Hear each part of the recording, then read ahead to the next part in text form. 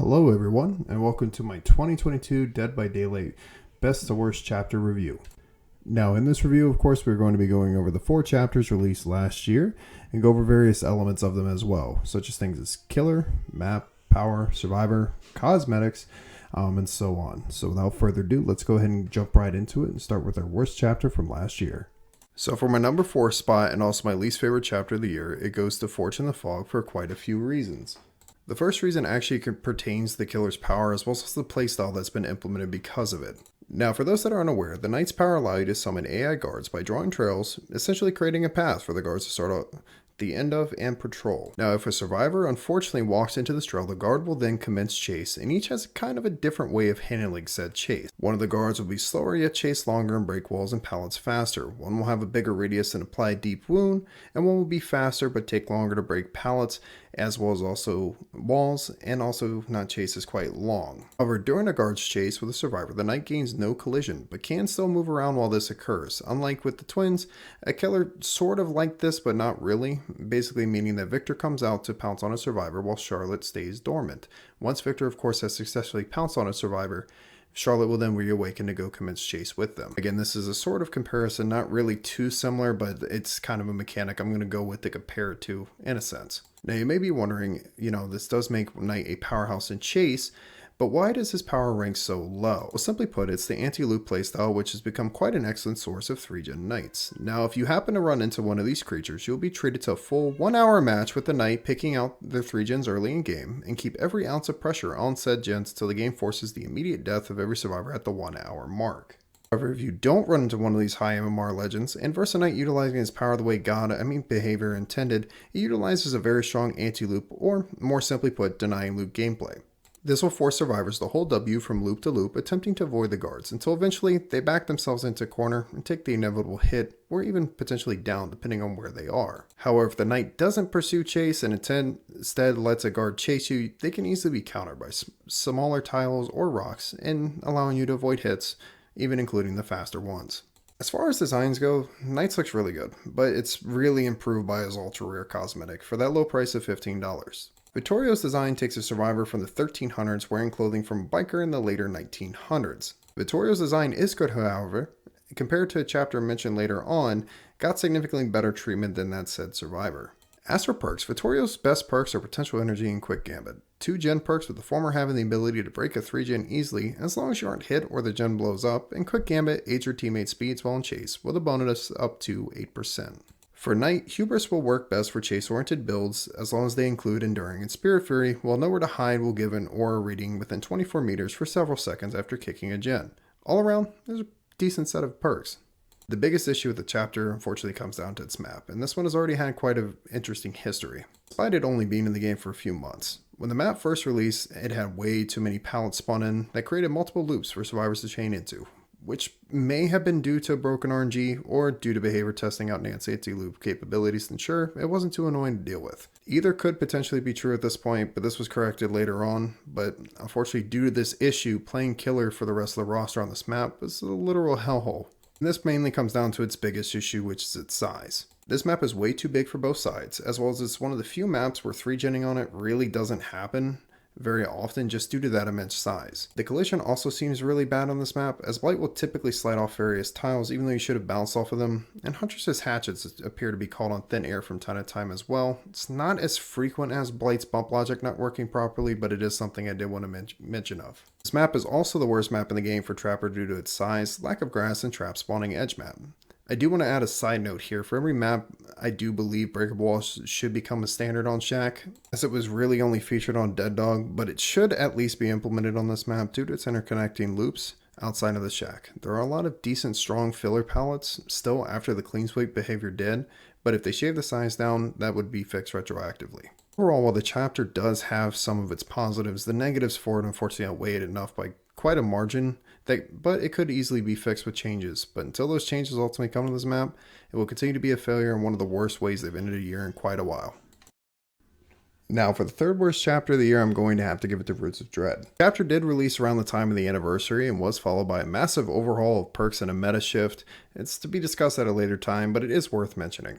This chapter does feature the Dredge, which has 2 components to his power. The first of which uses a charge-based system which allows them to teleport to lockers and will grab unsuspecting survivors from inside them or while they are locking said lockers. Locking the lockers is a new mechanic introduced specifically for the Dredge, which slows him from leaving the locker, but again can cause you to get grabbed if not careful. When the Dredge does teleport to a locker, there is a large audio cue indicating when he is inside if you are close enough, and it will let you know kind of which locker he is in. But before he does teleport, he will release a remnant, which will be used for anti-loop, but it's not very strong and it can be used to mind game against him fairly easily, at least in my experience against very many Dredges. The second part to his power is Nightfall. This builds upon injuring survivors, and once activated, it will turn the map completely dark and make you not see anything 10 feet in front of you as a survivor. I'll have to say this is hands down in top 5 for the most annoying mechanics in the game, mainly due in part due to its length. Also can be increased in duration and activated quicker with add-ons. And with most maps, specifically with the indoor maps, who in part kind of due to their bad lighting, can make it quite a hassle to deal with. An increase of the brightness that's not really significant enough to make it too bright, but also not dark enough to see in front of you would correct this. However, based on recent patches and everything, I don't think that's what they're going to end up going for. Dredge can recharge his tokens and travel to lockers faster during Nightfall. There's not really anything to complain about here. I just wanted to make sure I made mention of it. Dredge's design is unique, even though he does kind of look like a mix between a turkey and an ostrich and kind of a black hole. He does get points for that, for unique design. Now we're going to move on to the bad. The chapter does feature a survivor, who unfortunately his name I had to look up to, just primarily due to behavior severe mistreatment of them. That survivor's Hattie Core. While I like Hattie's design, she holds the record at the moment for the most mistreated survivor, with cosmetics as well in the entire game. Just narrowly passing Jeff. This is an issue that is prevalent with the Dredge, however he has received a lot better cosmetics than Hattie up to this point, and not nearly getting pushed aside anywhere close to how she is. I want to point out Hattie's head recolors only changed the color of her earrings and nothing else. To this date, her best cosmetic was an Amazon Prime exclusive, and she hasn't received anything else since then. Given Vittorio and Knight released with exponentially more cosmetic, it tends to lean on the fact this chapter was not planned well enough in advance and possibly even had redesigns at short notice, culminating in the lack of cosmetic options. However, this really can't be confirmed at this time. For this chapter, they fit more of a niche role, and specifically on survivors and for killers. So while it will knock it down, it's not enough to overtake the Knight chapter as the worst, but it will put it pretty damn close. Honestly, the worst aspect of the chapter is the map. Most of the issues carry over from Shattered Square, except the map features bushes with such janky collision that really attempting to play Bubba and Hillbilly turns into a hedge clipping simulator. They need to reduce the size of them or get rid of them altogether, but they need to fix those damn bushes. Funny enough, with all that being said, I do actually enjoy playing the map as Survivor and don't really hate it nearly as much as Killer compared to the Shattered Square. Regardless of the annoyances that exist, I still will gladly play it any day of the week over Shattered Square. Mentioned already, the chapter is very close to overtaking Fortune Fog, but narrowly escape it. The killer can be fun to play against despite the annoying Moonlight Bouquet aspect of his power, and while Hattie is forgotten by behavior, she is a welcome addition to the game. Some map tweaks can push it higher, and with Area of Crows getting reworked in early 2023, I wouldn't imagine this map is too far behind. So I just want to interrupt, as this was something that came out after the video was already in the process of being finished, but apparently behavior in regards to Hattie's cosmetics are showing concept art and things that they're going to be adding for it. So the point in the video is no longer relevant to an extent, but it does show that it took almost a whole last year before they finally did do something with them. So I did want to at least add that at the end of the Dredge chapter review. I unfortunately didn't get wind of this until I was already at work and stuff, so I didn't want to share that at least going into it. But yes, Hattie is getting more cosmetics, so the point's not really as valid, but it is there. And now we get to move into my second favorite chapter of the year, which is Sadako Rising. Now, it is no secret while I do stream that I do love the Ringu franchise, and when this chapter was announced, I was screaming for joy over its announcement for several reasons. Not only because of how much of a fan I am of the Ringu movies, but this does open up the door for other Asian horror franchises such as Ju-On and Teki Teki. This chapter's killer is the Onryo, whose power does allow her to teleport to TVs, allowing for map traversal, while also building up condemned on survivors. When a survivor becomes fully condemned, they become moreable until they transfer tape to their designated TV, normally highlighted in white. While this does skip the 7-day waiting period and does allow for same-day delivery of death, it does give an extra objective for survivors depending on how well the Onryo performs with teleports. Can even turn off the TVs if the survivor chooses to do so to prevent teleports, thus stopping a buildup of condemn. The Onryo also can manifest and demanifest at will, which can be used for mind gaming around pallets, jungle gems, as well as also any other amounts of shack or even filler pallets, in part due to the passive phasing granted while you're manifesting. The power unfortunately does have some issues though. TV cooldown is way too long, and especially considering the survivor's ability to turn them off, has caused her to lose said map pressure against skilled survivors. Now for many, this has caused her to drop substantially in tier lists and even become one of the worst killers due to lack of a strong anti-loop and easy to counter map pressure, until the invention or the creation of the condemned Onryo. This is a playstyle that basically forsakes gens for pushing condemning survivors through the use of several add-ons that increase its rate to allow the Onryo to mori them. Especially effective if you know what TV the survivor is going to, as you can essentially prevent them from saving themselves from removing it, and also get an easy kill early on if done correctly. It did advance her higher in terms of tier list, but it is really annoying to deal with as a survivor, especially if the Onryo is well versed in performing said strategy. For the survivor of the chapter, we got Yuichi. I do believe he fits perfectly well within it. Even though the popular pick was Reiko from the original, I do like the advancement of his storyline here, and I really do enjoy his presence. Also how he's sort of following in his parents' footsteps. I think it's a really nice touch. The cosmetics as well do look great, although I will add that the shorts for Yuichi should have really been pants or jeans, but it's still pretty clean cosmetic. Rio does get an ultra rare add-on, or cosmetic, that's her decomposing body from the well towards the end of the movie, and it really looks phenomenal. It also does change the color of her weapon, which is a symbol, and it changes it from red to green. Red being from her prestige cosmetic. It is white for her base version, but red is the prestige and it looks so nice. All around in the cosmetic department, I do have to hand it to Behavior for nailing pretty much every aspect, not only keeping it original, but also adding a nice look to the ultra rare as well as also Yuichi's cosmetics. Unfortunately though, there was no map that came with this chapter. However, what followed suit later in the year and during the anniversary, I don't think that's really a bad thing. Perks also are very good on the killer side. Call O'Brien and Floods of Rage have become popular in Jin and Aura builds respectively. Merciless Swarm is a niche perk. It works most effectively on Doctor, and it can receive value on other killers depending on certain conditions. So Guidance is a great perk at hiding grunts of pain and scratch marks after stunning the killer for a couple seconds, and Empathetic Connection lets your injured teammates know within a certain radius where you are to get healed, and pairs really well with other healing perks. Overall in the perks department, everything looks pretty good. No complaints there. I do want to throw a side note in there though. Onryo's chase music is one of my favorites in the game, and it's definitely worth mentioning, not only due to its impressive and heart-pounding rhythm, but it's something lacked in later chapters, except for one, which is up next. Overall, this chapter was a huge win for me, not only for being a fan of the game, but also for the franchise that it's taking from. While she can use some buffs to certain aspects of her power, she will eventually become a force to reckon with if she does get those. Here's to hoping that finally comes in 2023, preferably before the anniversary, but again, there is no word at this time.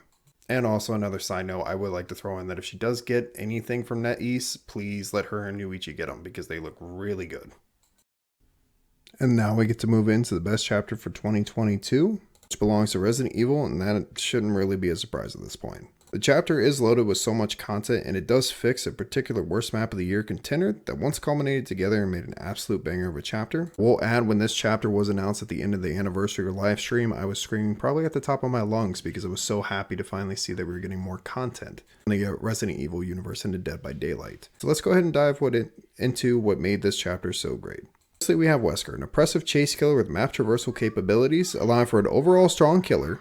Wesker also features an infection-based power with Ouroboros that features first aid sprays to remove, and survivors get about 8 uses of these canisters to do so. Now, once a survivor becomes fully infected, they are hit with a hindered status effect and are also insta-down when hit by his dash. Wesker can also either grab the survivors or yeet them into objects while spreading infection.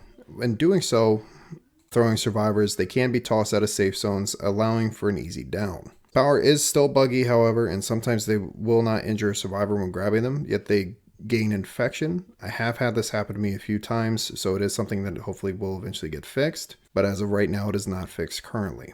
Wesker is also the best / worst shit talker out of all the killers, depending on how good or bad you're doing in chase with him, but he does feature unique voice lines, adding to the experience while playing him. And Rebecca are also the double feature here for survivors, and are by far the best addition this year. The designs are awesome, and it's nice to see Rebecca return after such a long time with her Resident Evil 0 look and Ada with Resident Evil 2 look or remake look respectively. We'll add that both survivors look fantastic, and it is definitely a pleasure to see them here. There's not really anything more to add here because there's nothing really to complain about. Now, as we move over to cosmetics, the cosmetics are really on point for the entire cast here. Rebecca is rocking a cowgirl outfit, while Ada is rocking an Inspector Gadget outfit, and Wesker with his STARS uniform from Resident Evil 1.